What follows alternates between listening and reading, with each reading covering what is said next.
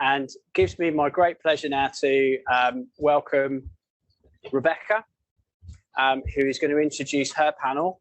And this is about programmatic omnichannel. And I believe, Helen, am I right in thinking these little microphones? These are all on. Yeah, we've checked. Everyone can be heard online. Maybe past the. Yeah. I just speak up very clearly. Can you pick those up? I think I'm capable of doing that. Can everyone hear me? Perfect. Okay, wonderful. Look at that. Hi, everyone. I'm going to be moderating the next panel, which is about programmatic and omnichannel and what that really means. I'm Rebecca. For those who don't know me, I work for Verve Group as head of clients. We are programmatic, global, supply, demand, and also data solutions. So alongside me sits my panel who can introduce themselves. We'll start with you, Amina. Hi everyone, it's great to be here. My name's Amina. I work for Xandr. A lot of you might have heard of us. We are an omnichannel advertising platform. We are a programmatic marketplace as well, so hitting all the buzzwords. For those of you who know Xandr will probably also know that we were acquired by Microsoft last year. So Microsoft amazing at things like search, retail media, etc. So it feels like a good conversation to be having with omnichannel here today. Hi everybody, my name is Clara. I work at Adform. Adform are a European-born full stack technology. What this really means, just to break it down for you, is we actually work with clients and agencies alike across ad server, DSP, sell side, and also DMP. So clients use either one or multiple products. Yes, and I'm really excited to be here today to have these conversations, although I feel the first panel covered omnichannel for about 75%. Yeah, I agree. 75% on of my speech. Benjamin. All right. Hi, I'm Benjamin. I work at Triton Digital. We're specialized in audio. So we do streaming, podcast distribution, ad serving, and SSP and measurement. We produce podcast rankers and streaming rankers. We have clients in more than 80 countries. Thanks, guys. I think for the first question, well, firstly, we'll probably stray away from talking about CTV. I think we got that pretty covered in the last one. I'd like to start from the beginning here and talk about what omnichannel really means to each of you and your organizations, and what like an omnichannel campaign really looks like. A lot of organizations talk about it in a slightly different way. So I'd love to know what it means to you. Mina, do you want to start? Sure, I'll go first. So I think for us, omnichannel is, if we boil it down to the most simplistic terms, it's really how a brand connects with a consumer. And for the consumer, it's having that consistent messaging from the brand, whether it's I'm walking to the train station and I see a digital out of home ad versus I'm on the internet watching whatever I'm watching. So it's really that consistent messaging. What that means when we talk about it from a Xandr platform perspective, we have a DSP, and it's about optimizing within that DSP to channels. And we know that there are nuances with channels, but as simplistically as possible. And then from a supply perspective, it's having as much supply on board, whether it's through directly our ad server or through the SSP or through some sort of other means, but really having access to as much of that supply as possible and kind of connecting the dots between the two. Sure. I mean, I agree with everything that you've said.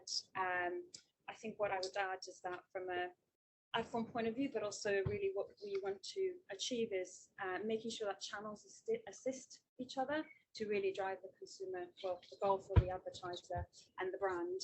Oh, right, sorry. So if I break it down, there's kind of a couple of examples. One is a little bit of repetition, but with Paul from Samsung on the room. We ran, for example, for Vodafone, a campaign where they did have, I have to stay away from CTV, but they wanted to run a brand awareness campaign. And so in order to do that, they used linear TV, and then they were able to increase their reach for those users that do not interact at all with linear TV. Paul had some great stats around that, around 20%. If we look at Europe, so they did that through CTV, and again, powered by data. So really, really key, breaking breaking silos between channels, making sure that channels are assisting each other. And that's an example of how we can do it in offline and online.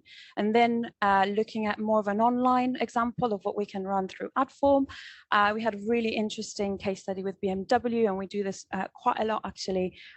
This was from a market in Turkey, our market in Turkey. And what we were able to do is BMW really wanted to drive further leads in the form of phone numbers. And so they were able to actually have a fully integrated campaign by using different components of the platform.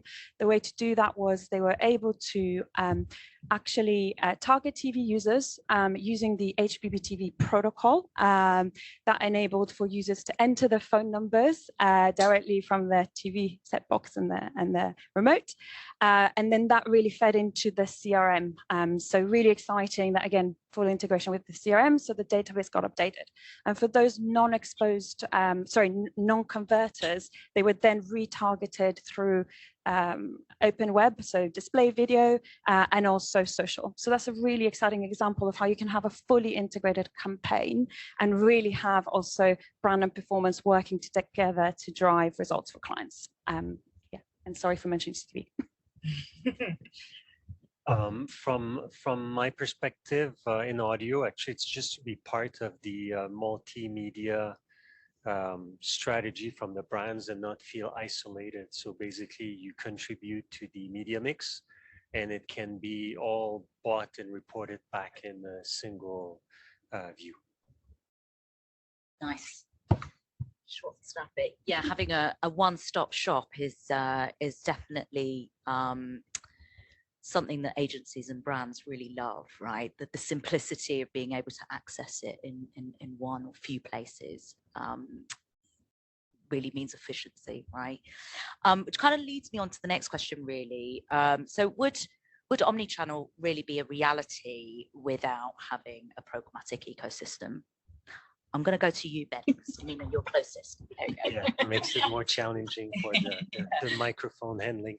So I suppose the IAB with the tech lab, or it was not even called a tech lab at the time, when we produced the OpenRTB and DAST, which became VAST, basically all of the standard, that was the foundation to be able to connect any type of assets to be traded the same way, is what I think made it possible to do omni-channel. I think it was not necessarily possible at the time. I remember when actually your company was called AppNexus at the time, when we released the first programmatic transactions of audio in 2013, January 2013. It was a Discover Card campaign, actually led by Zaxxas. So I suppose we're in the right spot here.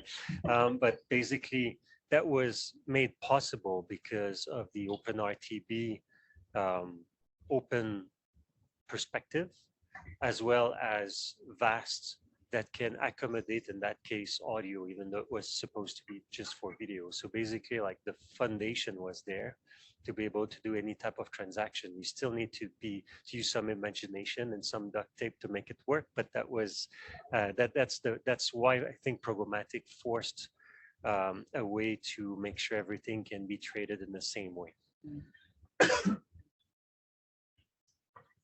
Yeah, I mean, I think we are all in agreement that programmatic facilitates omnichannel, and that without the OpenRTB protocols, we would not be able to buy in the kind of emerging channels.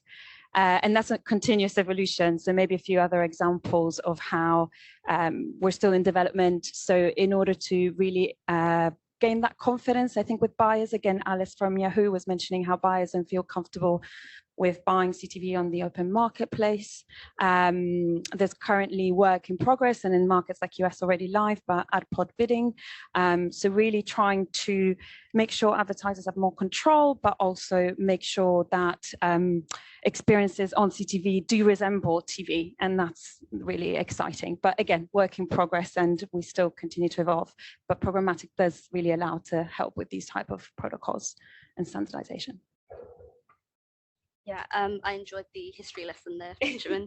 And I think, like, just touching on that history lesson, I think if we go back to why programmatic was created in the first place, it was to kind of address some of those issues that we had with direct. So, you know, inefficiencies, the lack of transparency, the lack of like real-time real-time bidding and taking data and updating things in real time. And I think all of those things that programmatic allows really impacts omnichannel and allows you to run those omnichannel campaigns with those benefits. And that's ultimately what we want to do. You can still run direct campaigns, that's still an option, but I think there's sort of a balance there. Thank you. Yeah, it's definitely taken it away from these walled garden to the open exchange and being able to run campaigns at reach and scale across multiple different platforms or channels, or however we like to call them, which kind of leads me on to how has the programmatic pipes had to evolve over the last 5-10 years really, and continuing to evolve to enable this transition. Sure. So I think Benjamin already sort of mentioned the start of OpenRTB, and I think as we think about new and emerging channels, I think the evolution of OpenRTB and how that's sort of, you know, changing to include different channel types and different fields is going to be really important, and I think we're going to see that evolve a bit more. And then I think even on the supply side, I say supply side, but you look at the things like pre-bid, which came about just to kind of consolidate supply. So I think these kind of bits of evolution that are coming over all really add in and kind of create this ecosystem. Sure. I just jumped the gun, so went it straight into an example of how the pipes are evolving and constantly evolving. So I don't have anything to add, but completely agree with you and with you, Benjamin. So do you have anything to add on evolution? Yeah, maybe just a quick part. The type of evolution that we're seeing at the moment, CTV is still one-to-one, but when you bring TV or radio broadcast or out of home, you need to adapt the OpenRTB with multiplier, because you're not talking to a single individual. It might be like if we're hearing an ad here on the speaker, it would be, I don't know how many we are here, actually maybe 100 people, 50 people, I don't know how to count. But basically you'll have to multiply it by that number if you want to reach. So you need to keep adapting the mechanism to make sure that it can correctly harness the reach and the value. And then in terms of audience targeting, there's no cookie here in the room nor mobile ID, so we need to have like another mechanism to be able to target. Thank you. Yeah, and that's a continued discussion, right? Because each channel is measured differently, and sometimes a buyer just wants like a consistent KPI, and you can't necessarily always get that when you're talking about buying TV versus buying a mobile video ad, right? It's not measured in the same way. So I think there's more work to be done there, and not only technology-wise, but also education-wise when it comes to buyers and how they buy, for sure.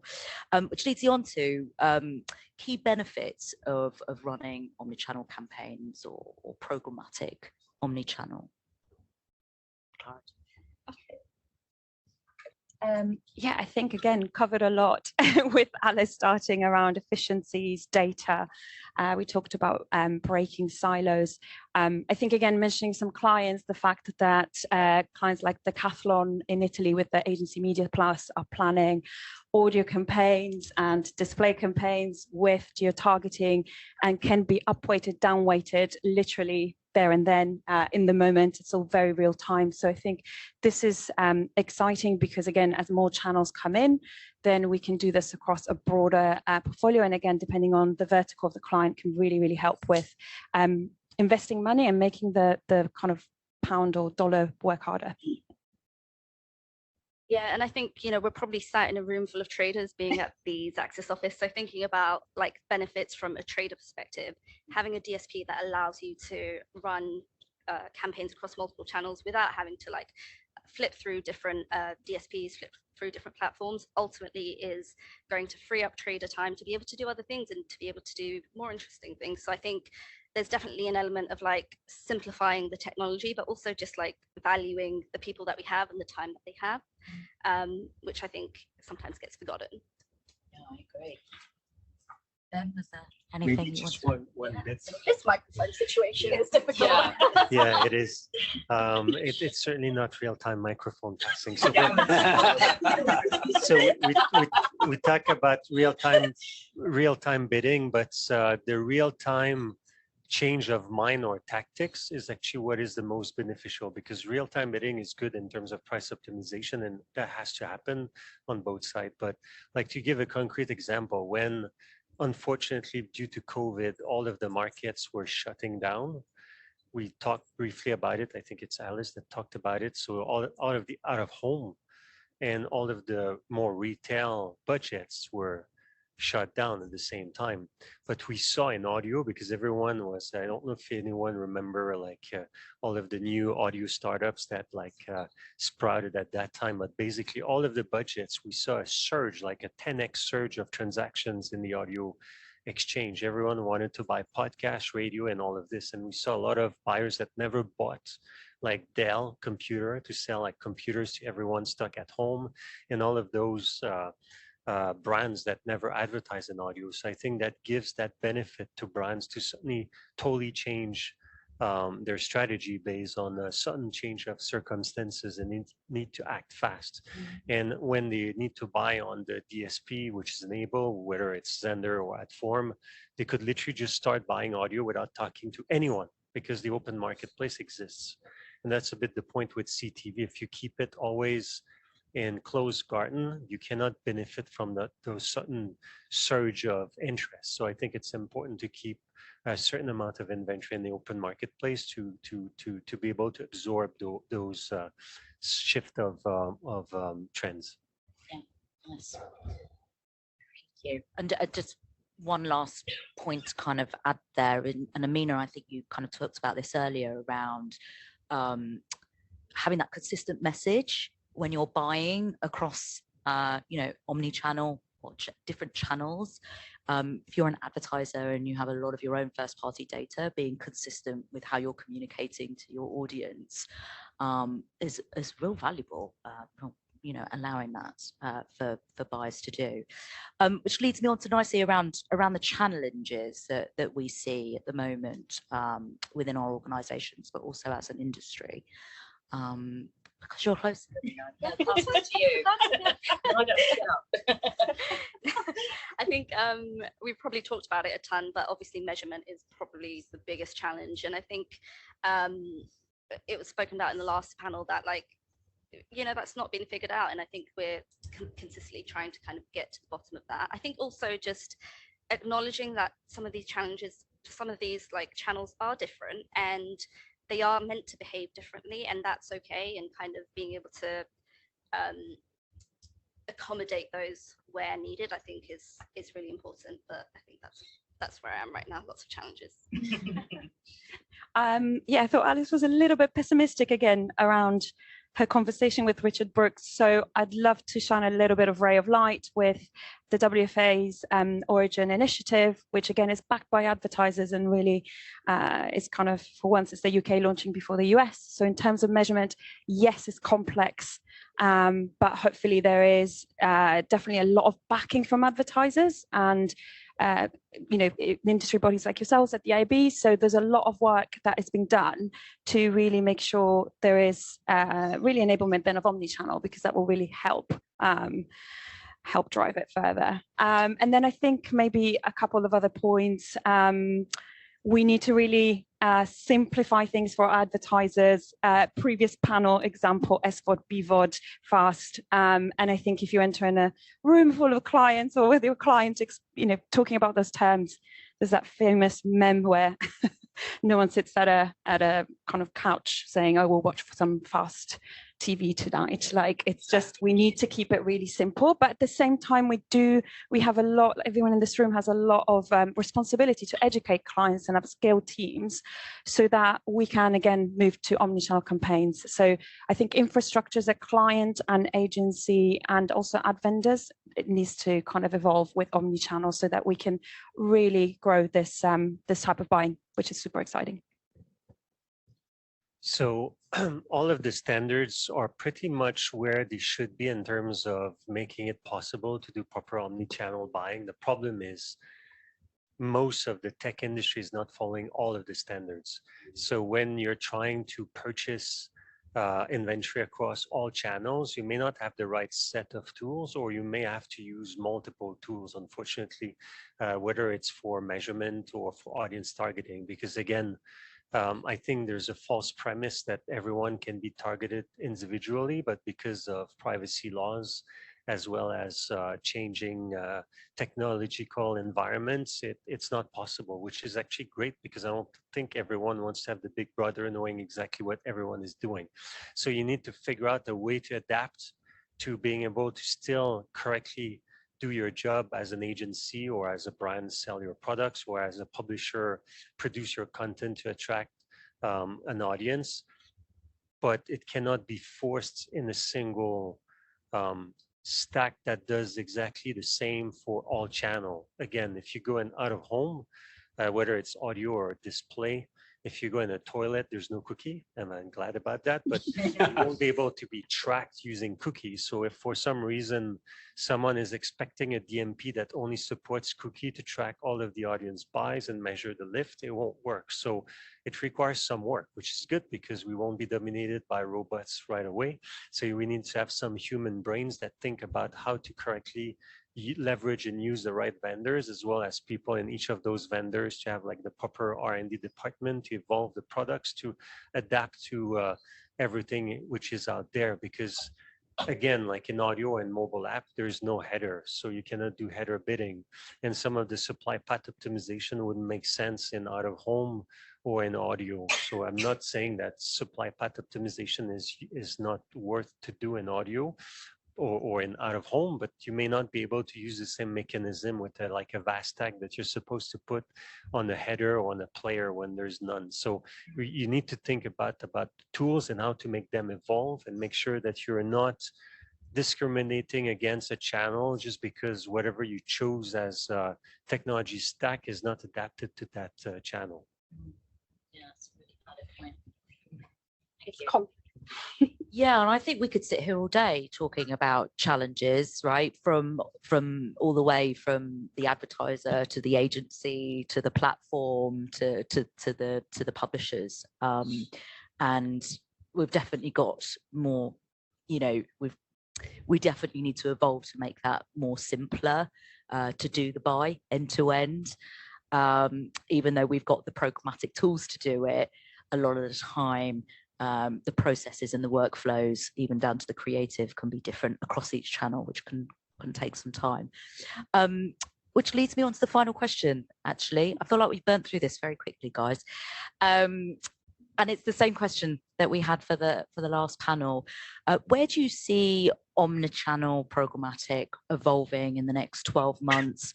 Are there key things that you see happening that will really help change the industry for the future? So yeah, who wants to take this one when I pass this? Yeah. So I think going into the next 12 months, and 12 months is actually a really short time. I think we've learned that from the death of the cookie. But going into the next 12 months, I think we all know that agencies are sort of looking at costs and looking at where to effectively spend their money. But I think there's still going to be room for innovation. Just a funny story I have, one of my colleagues shared with me. She was in a pitch, and I think the brand asked about advertising in the metaverse, which I thought was really funny. So if anyone knows what that means, I'd love to hear afterwards. But I think what it goes to show is there is going to be room for innovation, regardless of the fact that we're limited with, you know, the costs and wanting to maximize that. So I want to again pick up from the last panel. I think there's going to be more buying models evolving. We're already seeing this in a market like Spain, where broadcasters, Antenna 3 is actually introducing a CPM buying model across linear TV and CTV, but also lots of talk around attention metrics. So I think that also is evolving quite quickly, possibly again around buying mechanisms. And then maybe I will put out there carbon emissions, sustainability. I think one possible benefit that I'd like to think of is around how an omnichannel strategy can be really streamlined in such a way that we are looking at less carbon emissions, right? It's an ambition, not definitely for 12 months, but I think, again, it's a very nascent topic. It's very exciting. And I think that there's two components to this. One is how we can be reduce carbon emissions, as by running omnichannel campaigns. And then the second one is also using omnichannel campaigns to really drive messages around sustainability. Matt Bowen from AdNet Zero had an incredible story around going, I think, in the House of Lords, talking about how the government during COVID times was able to really change behavior, right? We were all indoors because of the messaging we were getting from the government. And I think when it comes to sustainability as an industry, we could do that through the channels we're using. So a little bit of a tangent, but I think that is a very exciting thinking about omnichannel as, helping with saving the world. That's another good reason to kill the cookies boiling the oceans, with all of the cloud-based system trying to figure out what to do with those cookies.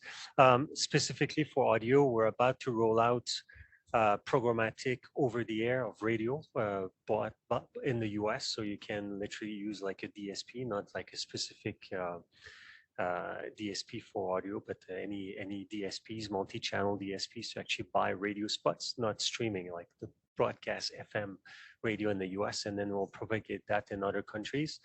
Otherwise, to just continue on the audience targeting and measurement, I think cohort-based targeting will be more and more prevalent, and we need to have more sophisticated models that can connect to a mix of deterministic and probabilistic to be able to make sure you're on target and measure lifts and a contribution of all channels. And then I know there's a panel about this, but AI, especially for creative, it could be both for contextual targeting to be able to extract content. It has been done for ages on display pages, but once you bring audio, video, and other type of assets, you need a bit more research to be able to do quick semantic extraction and try to match whatever content with whatever the advertiser is willing to advertise on, or the type of audience, inferring the audience profile based on the content they consume, and also on the creatives. How do you? It's good to buy omni-channel, to be able to run a campaign omni-channel, but because it's display, video, audio, out of home, maybe AI will be helpful in making sure you personalize the assets, the ad assets to the audience. Addressable. Yes. Yeah, wonderful. Thank you, guys. Super interesting. I hope the audience here live and home found that interesting too. Over to questions. Yes. Thank you. Big round of applause to the panel.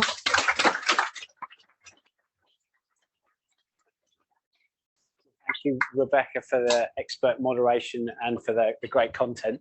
And not CTV, truly omnichannel. We did got a good some job audio of that. in there. Yeah. Yeah, brilliant.